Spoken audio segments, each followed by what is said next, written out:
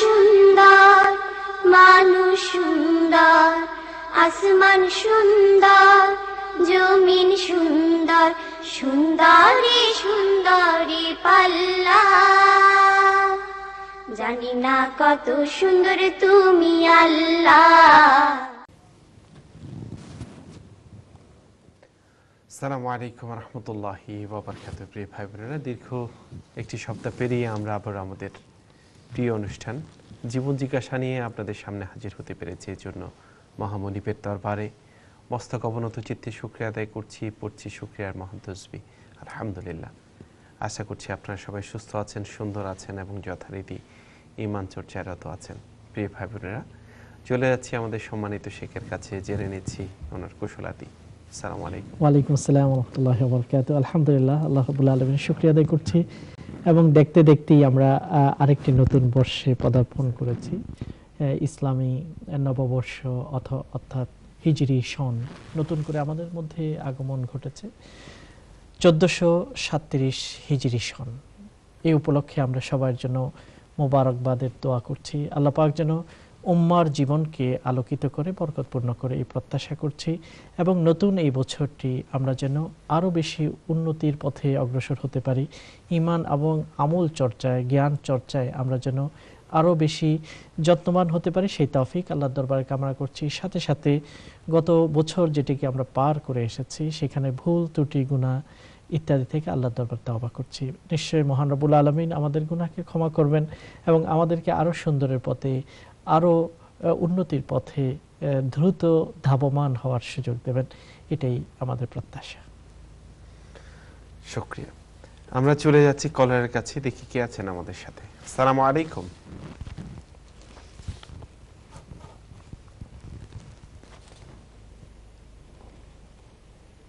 জি, hello.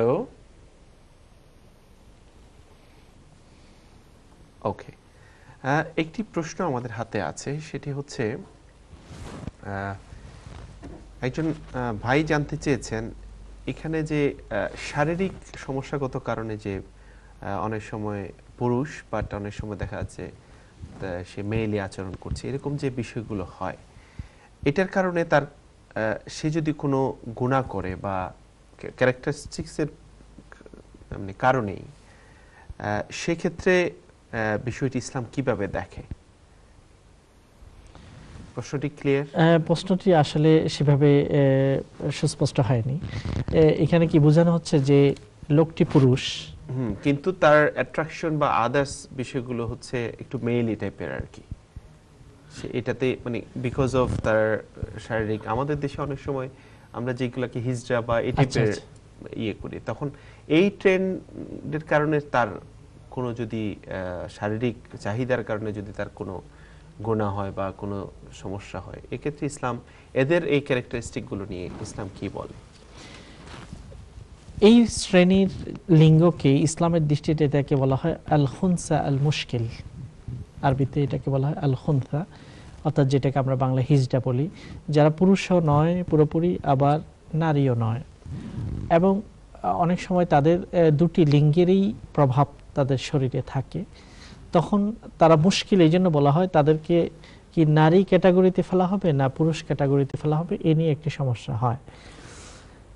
এর ক্ষেত্রে আমরা ইসলামের দৃষ্টিকোণ থেকে খুনসা আল মুশকিল বা হিজরা, এদের শ্রেণীকে নির্ধারণ করা হয়। তার মধ্যে এই দুইটা লিঙ্গের মধ্যে, অর্থাৎ নারী এবং পুরুষের দুটা অংশের মধ্যে যেটার প্রভাব সবচেয়ে বেশি, সেই অনুযায়ী তাকে ক্যাটাগরাইজ করা হয়, নারী কিংবা পুরুষ হিসেবে তাকে সাব্যস্ত করা হয়। মূল কথা হলো যে আল্লাহ যাকে শারীরিক যতটুকু ক্যাপাসিটি দান করেছেন, সক্ষমতা দান করেছেন, সে অনুযায়ী তার বিচার হবে এবং সে অনুযায়ী তাকে দায়ী দায়িত্ব গ্রহণ করতে হবে। আল্লাহ রাব্বুল আলামিনের সুস্পষ্ট ঘোষণা, লা ইউকাল্লিফুল্লাহু ইল্লা উসাহা, লা ইউকাল্লিফুল্লাহু নাফসান ইল্লা উসাহা। কোনো ব্যক্তিকে আল্লাহ অতটুকু দায়িত্ব দেন না যেটা তার সাধ্যের বাইরে। যাকে যেভাবে যে স্ট্রাকচারে যেই অ্যাবিলিটি এবং যেই শক্তিমান দিয়ে তৈরি করা হয়েছে, সে অনুযায়ী তার বিচার হবে, তাকে স্পষ্ট করা হবে যার যার প্রভাব এবং ক্ষমতা অনুযায়ী। একইভাবে শারীরিক সক্ষমতা অনুযায়ী তাকে জিজ্ঞাসা করা হবে। এখানে আরেকটা মানে পরিপূরক প্রশ্ন আসছে, সেটা হচ্ছে যে একটা তো আল্লাহ সৃষ্টিগতভাবে এরকম হতে পারে, আবার ইদানিংকালে অনেক খাদ্যাভ্যাস বা আদার্স বিষয়গুলো নিয়ে এগুলো নিয়ে লেখালেখিও আছে, অনেক মানুষের ভিতর কিন্তু জেনেটিক প্রবলেমগুলো হচ্ছে, এগুলো তো অনেকটা আবার ম্যানমেড হয়ে যাচ্ছে। এই বিষয়টা এভাবে আমরা দেখব, যদি কোনো স্বেচ্ছায়, অনেক সময় দেখা যায় আমরা বিভিন্ন মিডিয়াতে দেখি যে নারী ছিল পুরুষ হয়ে গেল, অথবা পুরুষ হলো নারী হলো, এই যে লিঙ্গান্তর, এই যে বিবর্তন মানুষ নিজের ইচ্ছায় করছে, এটা কোনোভাবেই শরীয়ত সম্মত নয়। কারণ এটা হচ্ছে আল্লাহর সৃষ্টিকে পরিবর্তন। আল্লাহ তাআলা লিঙ্গকে সাব্যস্ত করেছেন এবং এটা আল্লাহ তাআলা সৃষ্টির আগে সাব্যস্ত করেছেন, এর মধ্যে কোনো পরিবর্তন ইচ্ছাকৃতভাবে আনার কোনো সুযোগ নেই। আর এই ক্ষেত্রে এই যে লিঙ্গান্তরের বিষয়গুলো আমরা দেখি, এটা সামাজিক বিভিন্ন রকম সমস্যা তৈরি করবে। যেমন দেখা গেল একজন মা, তার বয়স 50, তার অনেক সন্তান আছে, ছেলে মেয়েরা আছে, হঠাৎ করে দেখা গেল সে পুরুষ। এখন মায়ের যে মাতৃত্বের যে একটা আশ্রয় সন্তানদের জন্য ছিল, পুরুষ হয়ে যাওয়ার কারণে পুরোপুরি তার পরিবারের উপর প্রভাব ফেলবে, শুধু একজনের মধ্যে প্রভাব ফেলবে না, পুরো পরিবারের মধ্যে অনেক সময় তারা বিচ্ছিন্ন হয়ে পড়বে এবং রক্তের যে সম্পর্ক আছে সেটা কেটে যাবে। কাজেই এই কারণেই আল্লাহ রাব্বুল আলামিন এখানে একটা ক্যাপ পরিয়ে দিয়েছেন যে এটা সীমা, এর বাইরে তোমরা যেতে পারবে না। এটা হচ্ছে লা তাবদীলা লিখালকিল্লাহ, আল্লাহর সৃষ্টির কোনো পরিবর্তন আল্লাহর কাছে গ্রহণযোগ্য নয়, সেটার সুযোগ নেই। এই জন্য ইচ্ছাকৃতভাবে সেটা খাদ্যাভ্যাসের মাধ্যমে হোক, আচরণগতভাবে হোক, এটাকে পরিবর্তন করা যায় না। আর এই কারণে আপনি দেখুন যে ইসলামের যে পোশাকের যে প্রিন্সিপালগুলো আছে, কীরকম পোশাক নারী এবং পুরুষের জন্য, পোশাকের সাথে কালচারের একটা সম্পর্ক আছে। কালচারাল যে পোশাকগুলো আছে ইসলাম সেটাকে অগ্রাহ্য করে না। কোথাও মানুষ লুঙ্গি পরে, কোথাও মানুষ পায়জামা পরে, কোথাও মানুষ প্যান্ট পরে, এক এক জায়গায় এক একটা রুচির পোশাক মানুষ পরে, এতে ইসলামের কোনো বাধা নেই। তবে একটা প্রিন্সিপাল এঁকে দেওয়া হয়েছে, এই প্রিন্সিপাল তুমি যেই কালচারে যেই এথনিসিটিতে হও না কেন, তুমি সেটাকে বজায় রাখতে হবে। তার মধ্যে একটা মৌলিক কালচার, মৌলিক একটা প্রিন্সিপাল এবং নীতি হলো নারী পুরুষের পোশাক পরিধান করবে না, পুরুষ হয়ে নারীর পোশাক পরিধান করবে না। এই যে একটা সীমা রেখায় এঁকে দিয়েছে, কারণ একটা নারী যখন পুরুষের পোশাক পরিধান করবে সেখানেও সামাজিক একটা বিশৃঙ্খলা তৈরি হবে। একইভাবে কোনো পুরুষ যদি নারীর পোশাক পরিধান করে সেখানেও একটা বিশৃঙ্খলা সৃষ্টি হবে। এই জন্য কঠোরভাবে এই নীতিকে অবলম্বন করতে হবে। নারী হয়ে পুরুষের পোশাক পরিধান করা অথবা পুরুষ হয়ে নারীর পোশাক পরিধান করার সুযোগ নেই। তো এই প্রশ্নগুলো সবকিছু কিন্তু একটা ফ্রেমের ভিতরে আটকা, সেটা হলো এই আল্লাহ যেভাবে সৃষ্টি করেছেন ওই সৃষ্টিকে পরিবর্তন করার কোনো সুযোগ নেই। এই ব্যাপারে সযত্ন হতে হবে। আল্লাহ তাআলা পরীক্ষা করছেন, বিজ্ঞানের অগ্রগতি মানুষকে কিছু ক্ষমতা দিয়েছে, খুবই সামান্য। আল্লাহর বিশাল ক্ষমতার তুলনায় আল্লাহ তাআলা মানুষকে বিজ্ঞানের মাধ্যমে, টেকনোলজির মাধ্যমে যে ক্ষমতাটুকু দিয়েছেন সেটা যৎসামান্য। এই সামান্য ক্ষমতাকে যেন অপব্যবহার করতে না পারে বা না করা হয়, সেই ব্যাপারেও ওয়ার্নিং আল্লাহর পক্ষ থেকে রয়েছে। জাযাকুমুল্লাহ। যে ভাইটি প্রশ্ন করেছেন, অনেক সময় আমরা এই প্রশ্নগুলো দিতে হেজিটেট ফিল করি, এরকম একটা আকাঙ্ক্ষা থেকেই এই প্রশ্নগুলো আমাদের কাছে আসছে। তো আশা করছি ইসলাম চমৎকার সলিউশন আমাদের জন্য রেখে দিয়েছে, সুবহানাল্লাহ, ইচ এন্ড এভরি সেক্টর। আমরা চলে যাচ্ছি আমাদের সম্মানিত কলারের কাছে। আসসালামু আলাইকুম। হ্যালো। জি বোন, আপনার প্রশ্ন। হ্যালো, আসসালামু আলাইকুম। ওয়া আলাইকুম আসসালাম ওয়া রাহমাতুল্লাহ। আমার একটা কোশ্চেন ছিল, অ্যাকচুয়ালি আমি জানতে চাচ্ছি ডায়মন্ডের ব্যাপারে। আচ্ছা, ইসলামে কি ডায়মন্ড ইউজের ব্যাপারে কোনো রেস্ট্রিকশন আছে?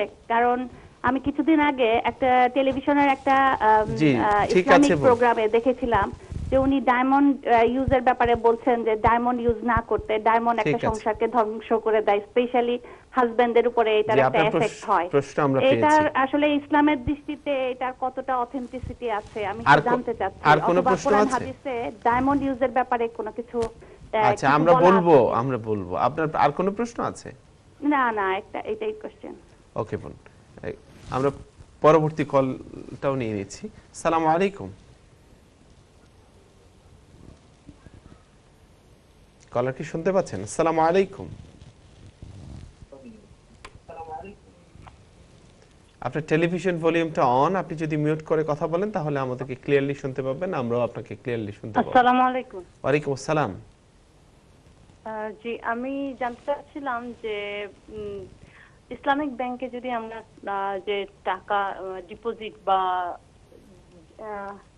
একটু বড় অ্যামাউন্ট যদি কিছু টাকা রাখি, তার পরিপ্রেক্ষিতে যদি ইন্টারেস্ট আসে, তো সেটা আমাদের জন্য কতটুকু হালাল? এটা কি মানে ইন্টারেস্টটা কি খারাপ দেখাবে? কারণ ইয়েতে বলে, ওখান থেকে বলে যে ইসলামিক ব্যাংকগুলোতে আমাদের রাসূলুল্লাহ সাল্লাল্লাহু আলাইহি ওয়াসাল্লাম ওনার সময় নাকি বাণিজ্য যখন হতো, তো বাণিজ্যের লভ্যাংশ থেকে মানে যদি কিছু অংশ যারা ইনভেস্ট করে তাদের দেওয়া হয়, সেটা কোন ইসলামী ব্যাংকে আপনি অর্থ রেখেছেন?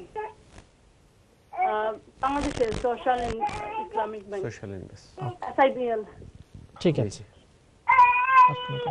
ওকে, আর কোনো প্রশ্ন আছে আপনার? আর আরেকটা কোশ্চেন হলো, আমরা যে এখানে ইউকেতে সুপার শপগুলোতে যে জব, সেন্সবেরি, টেস্কো, এই টাইপের যেগুলোতে, এগুলোতে তো মানে ন্যাচারালি মদটা বিক্রয় করা হয়, কিন্তু আমরা যারা যদি এখানে কাজ করি, সেটা আমাদের জন্য, এই জবটা আমাদের জন্য কতটুকু হালাল? আপনি কি সুপার মার্কেটের কথা বলছেন? জি জি, সুপার মার্কেটে, যেমন ইউকেতে সেন্সবেরি, তারপরে টেস্কো, জব, সবগুলো। বুঝতে পেরেছি। ওকে, ঠিক আছে। আমরা দুজন বোনের দুটি প্রশ্ন নিয়েছি। ডায়মন্ড সম্পর্কে একটা প্রথম প্রশ্নটি এসেছে যে নারী বা পুরুষের জন্য ডায়মন্ড ব্যবহার করা যাবে কিনা, বা এটার কোনো প্রভাব আছে কিনা। এর উত্তরে আমরা বলতে চাই যে ইসলামিক শরিয়া, এই প্রশ্নটি হচ্ছে ইসলামিক শরিয়ার দৃষ্টিতে এটার বিধান কি। ইসলামিক শরিয়ার দৃষ্টিতে ডায়মন্ড ব্যবহার করা কোনো নিষেধাজ্ঞা নেই, ডায়মন্ড ব্যবহার করার নিষেধাজ্ঞা নেই। বরং কোরআনের সূরা রহমান আল্লাহ তাআলা আল-লুলু ওয়াল মারজান, দামি যেসব পাথরগুলো আছে, ডায়মন্ড ইত্যাদি, সেগুলো যে আল্লাহর সৃষ্টি এবং সেগুলো যে আল্লাহর কুদরত, সেগুলোর কথা কিন্তু সূরা রহমান আল্লাহ বলছেন, ইয়াখরুজু মিনহুমাল লুলু ওয়াল মারজান।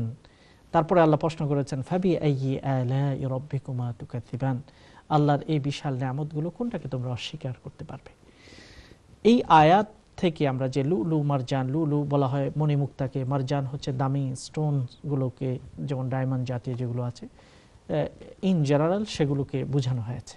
এগুলো হচ্ছে আল্লাহ তাআলার বিশেষ সৃষ্টি এবং আল্লাহর কুদরতের পরিচয়, কিন্তু এটাকে আল্লাহ তার নিয়ামত হিসেবেই পেশ করেছেন।